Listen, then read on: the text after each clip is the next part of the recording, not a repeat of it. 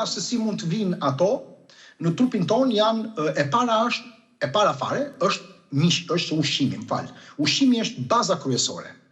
Sepse trupi nuk ka sensor për parazitët që të bëjnë një parandalim.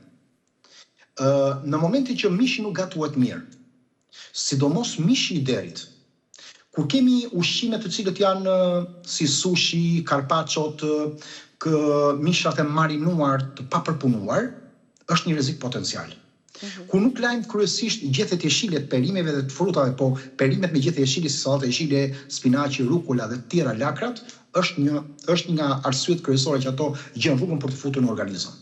Mënyra higjienës dobët larjes duarve apo mbajtjes së higjienës në përgjithësi, merret nga uji që është I pafiltruar mirë, merret zakonisht shumë nga akulli nëpër bare dhe restorante, merret shumë tek pishinat ku lahemi.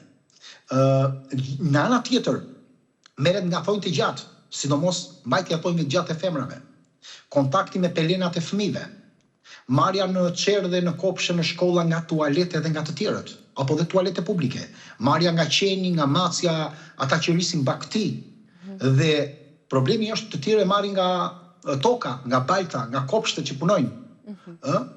Dhe të gjithë këto depërtojnë nëpërmjet organeve dhe kalojnë, aciditeti stomaut është I ulët në atë rast, dhe kjo sjell këtë lloj problemi. Por mund të merren edhe nëpërmjet lëkurës, merren edhe nga rruga seksuale.